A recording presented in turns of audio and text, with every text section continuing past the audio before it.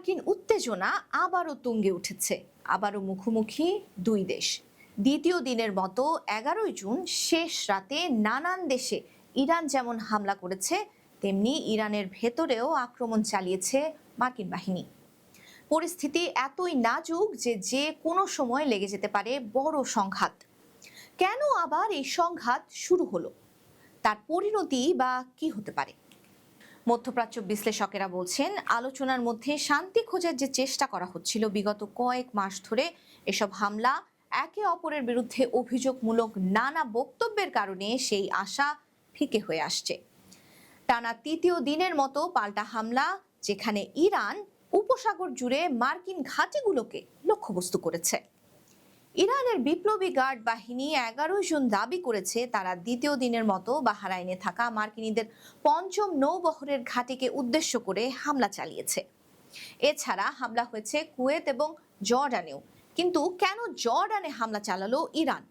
মধ্যপ্রাচ্যের সংবাদ মাধ্যমগুলোর বিশ্লেষণ হলো, ইরান দাবি করছে মধ্যপ্রাচ্যের মানুষ নয়, বরং তাদের লক্ষ্য দেশগুলিতে থাকা মার্কিন ঘাঁটিগুলো।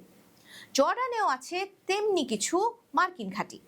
তাছাড়া ইরানের অভিযোগ, জর্ডান তাদের কিছু ড্রোন মিসাইল ভূপাতিত করেছে, আর তার জন্যই এবার ইরান চটেছে জর্ডানের উপর।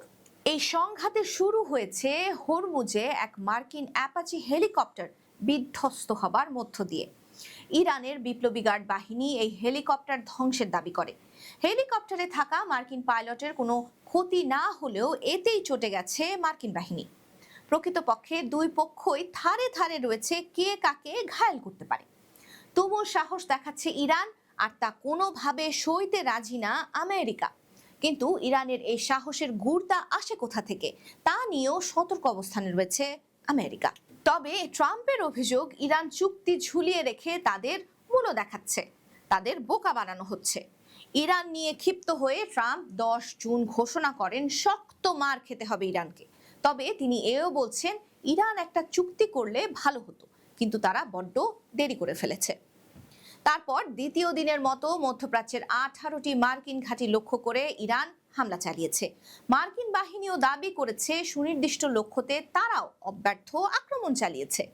ইরানের গণমাধ্যম হরমুজ প্রণালীর কাছে দক্ষিণাঞ্চল জুড়ে বিস্ফোরণের খবর দিচ্ছে।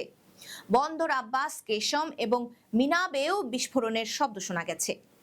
হামলার জেরে 11 জুন আবারও হরমুজ চেকপয়েন্ট বন্ধর ঘোষণা দেয় ইরান। নতুন করে হামলার কারণে বিশ্বব্যাপী তেলের দাম বেড়ে গেছে। ঘটনার পরম্পরা যেদিকে যাচ্ছে, তাতে ইরান আর আমেরিকাকে শান্ত করার যেন কেউ নেই পুরো দুনিয়াতে।